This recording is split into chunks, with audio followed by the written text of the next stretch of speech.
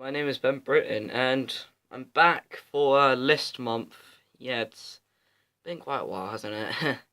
But I'm gonna be doing another list once again, and this time I'm gonna be doing a bit of an unconventional one, something I thought I wouldn't do, and that is the top five best hit songs of 2016. Now, what I mean by that is basically songs that they've been popular and all that have been successful in the charts, or at least been on the charts for like a couple of weeks.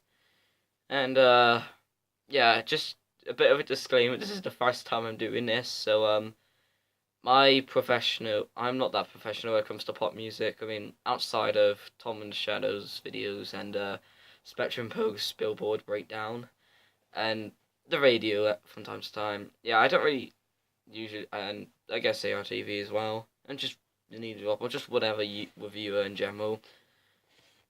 Some reviewers and all that. I don't really know that much when it comes to pop music. However, I do know this: not everything's bad. Although there definitely is the bad stuff. There really is the bad stuff in music. Well, pop music. Not just music in general, but I'm gonna do something odd and point out five exceptions to this rule. I'm gonna be saying five pop songs, well, popular songs that I actually like. Now, this could be guilty pleasure, or it could just be generally I actually like it, and it's gonna be pretty odd if you know me from my previous videos, and I can guarantee that this video is probably gonna get popular. Well, I don't mean it by that, but I mean it's probably gonna end up being my most viewed video because everyone likes knowing what the best hit songs are. As to be fair, it wouldn't be as much popular as the worst hit songs, but I'm not doing worst hit songs because I don't really want to. I'm just gonna do best hit songs. Now, keep in mind this is my personal opinion, and yeah, there aren't really any rules like that. Just as long as they're popular, I guess. Okay, let's start after this then proper. Number five. Um, just just give a note. I like rock music quite a lot, and I also don't mind covers. However, I do think they can be quite risky. Sometimes they can be done horribly, and sometimes they're just not that good. I mean, I listened to I was gonna include 21 Pilots Cancer, but I just didn't end up liking that song that much. In fact, I think it was outright bad at moments, to be honest. Though, this is my opinion, just remember that I actually kind of like 21 Pilots. I just don't think that song was very well executed. But, I'm going to point out to a cover that I actually think did quite well, and it's a song that, some people don't like, but I like it, and it's The Sound of Silence by Disturbed. Now, when it comes to Disturbed, I like most of their stuff. I mean, there are a couple of albums which aren't that good, but there are a few albums here and there, especially that early work. And I thought their latest album was pretty good, admittedly. I mean, I know that a few people didn't like it, but I thought it was alright. And yeah, The Sound of Silence, I think it's a great cover, honestly. Originally a song by Simon and Garfunkel. It's the original.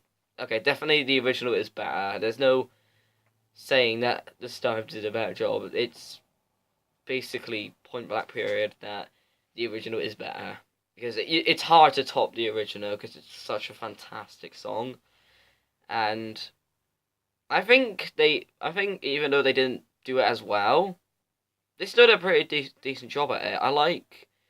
I say the best thing is definitely the vocals, as they actually do have a lot of power, and you can tell the band definitely does care about it when doing this song. And also, I think the instrumentation is really good as well. It has like some sort of epic feel to it, which could fail, but it actually kind of works in a way. And there's no point getting onto the lyrics because you already know the lyrics are fantastic, seeing as it is just the original song. And yeah, it's quite a powerful song. I wouldn't say it's emotional though. And be fair, I kinda can see where people can laugh at this song, because no offense to the lead singer, but he does occasionally sound constipated. Wow, But yeah, overall, I guess it's right. It's the only rock song on this list, by the way. So yeah, I thought I might as well give it a mention. I know it was quite popular. Number four. Number four is. I've got to think now. Is it? Yes, it is the only rap song on this list, and yeah, I'm not really a huge fan of rap music apart from this artist, Public Enemy, and from time to time, and I guess Kendrick Lamar as well. It's pretty good. But overall, I haven't been able to get into rap that much. It's probably because I just don't really like it that much. This is just a personal opinion, honestly. But this artist here is someone I've actually continuously enjoyed throughout the projects, whether it be the new album, Me and Your Mama, and his last album, Because the Internet, and I'm talking about Childish Gambino. And no, it isn't actually Me and Your Mama, even though that is a great song. I'm instead going to go for Redbone, maybe because I think it's probably the most successful out of the two. Because even though I still think both songs are really good, I say the new one's better. Well, Redbone. Anyways, why do I like this song? Well, for those who've listened to his new album, for those who listen to Childish Gambino's new album, it is very funk inspired, and I think this song definitely does feel like that. In fact, it feels a lot like a 70s, especially the instrumentation. It feels a lot like some sort of 70s inspired track. And I think it works amazing, honestly. I love the instrumentation. I think it works really well. And the guy himself, Charles Gambino, I forgot his name, but yeah, he does a really good job on it. He definitely does. He has vocal enhancements on it, which I believe that vocal enhancements can work horribly sometimes. However, I think Childish Gambino definitely proves that he can do it right, because sometimes vocal enhancements work quite well. Well, apart from the certain artists I hate, but yeah, I think it works quite well. And overall, it's a very funky and catchy song. It's a song that definitely got stuck in my head, and it's probably one of my favorites from his new album. Though it's not my personal favorite. That my personal favorite is probably Boogeyman. Yeah, I think overall it's still a great song though. Okay, number three. The funkiness continues with 24 Karat Magic by Bruno Mars. Um, to say I'm not really a big fan of Bruno Mars. I mean, I wasn't really a huge fan of his first few things, but I did enjoy Unorthodox Jukebox. I thought that was an alright album. And I think 24 Karat Magic is probably his best album, mainly because it has this really catchy, nostalgic feel to it. And I think it works quite well, to be honest. Probably my favourite album from him, to be honest. And 24 Karat Magic was the debut track to introduce us to the sound, and it is hell of a catchy. And I know for a fact that it's basically the 2.0 version of Uptown Funk, which I think is another good song, even though I think it got affected heavily by overplay. And I can definitely see 24 Karat Magic following in the same way as Uptown Funk when it comes to the overplay, but I still like the song quite a lot. I mean, it's supposed to be, the song's basically about Bruno Mars bragging about himself, I guess. It's supposed to be like, I guess he's kind of showing off in a way. And I think it's quite funny, honestly. And also, as well, the instrumentation really does carry this song to make it extra funky and all that. And probably not the best song on the new album. That's probably Versace on the Floor, which probably would have made this list if it was like more popular. Which I think that song itself is actually quite sexy, to be honest. Versace on the Floor, it's quite sexy and good. Yeah, I don't, whatever. But anyways, back onto 24 Karat Magic. It's just, you can definitely tell that Bruno Mars is literally having fun on this song. In fact, he very much sounds like he's having fun throughout the album. And I think that really does show it really does show a promising future to Bruno Mars, especially towards me, towards someone who's never actually been a huge fan of him. I think it works quite well. And number two, this is an artist I thought I would never, ever like put on a best list. But earlier this year, he proved me wrong. Mike Posner.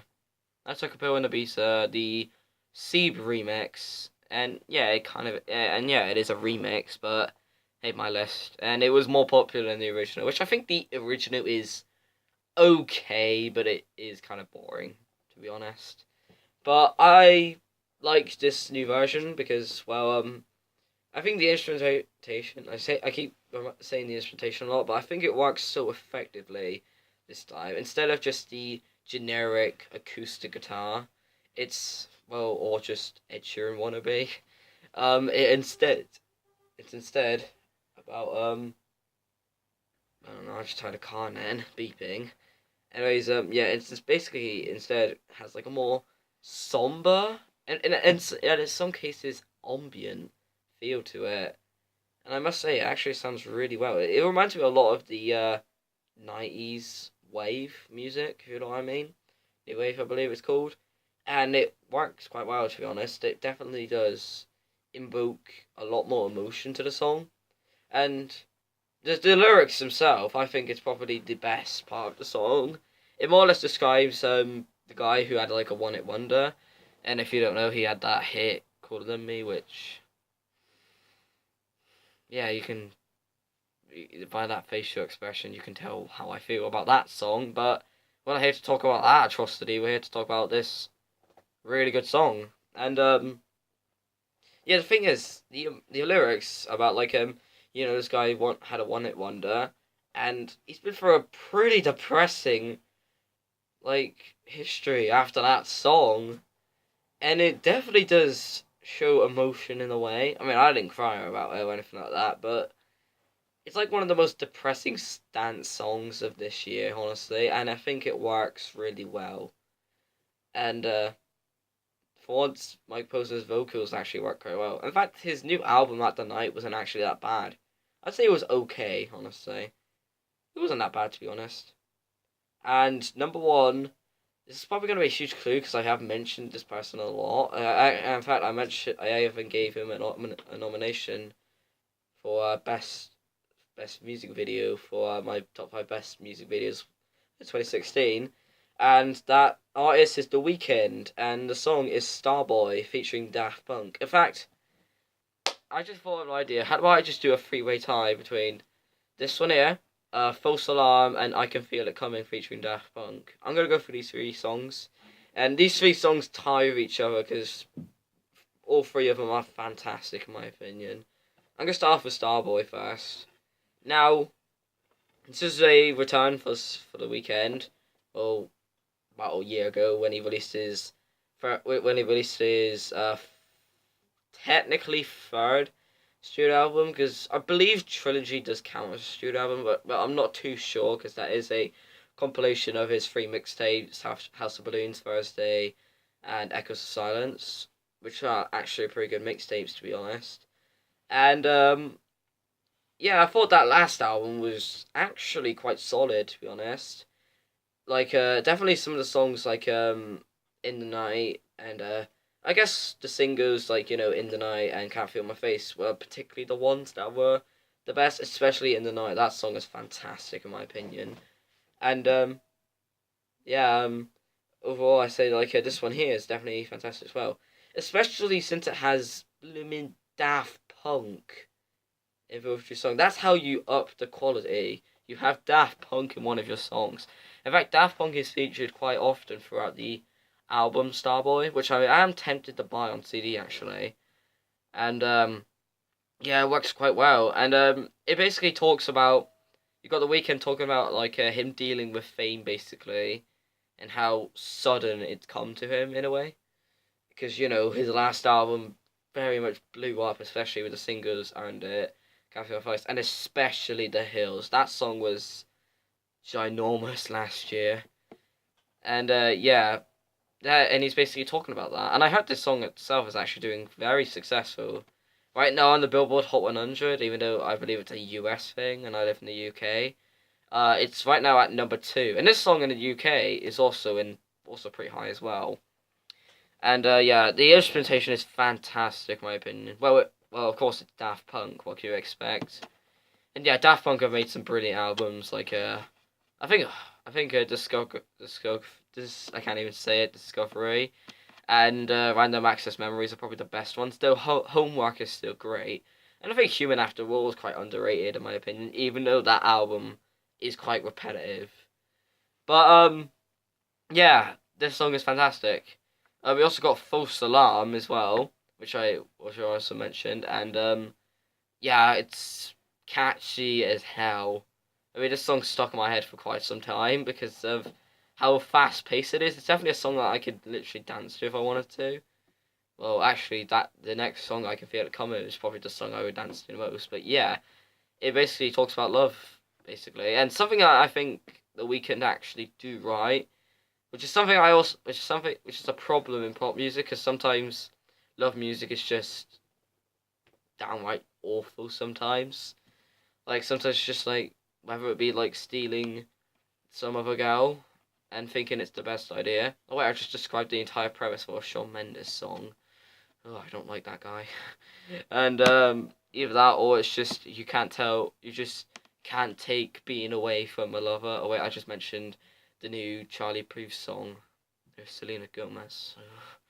Don't like that guy as well. I'm just giving away clues to songs I don't like on the radio.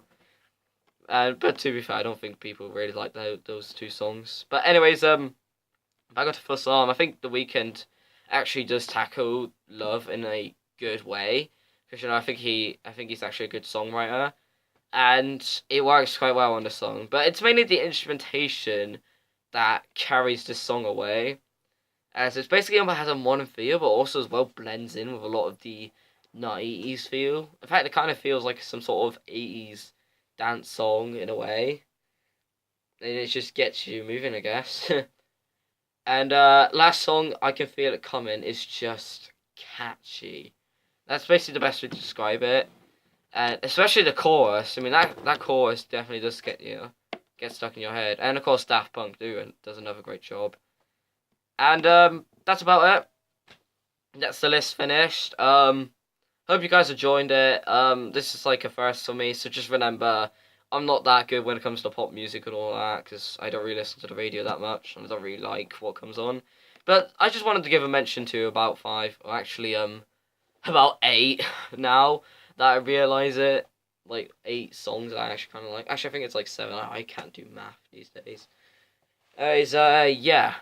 My name is Ben Brennan, and the next list should be the best albums of this year, and then after that it'll be best songs, and that's list done.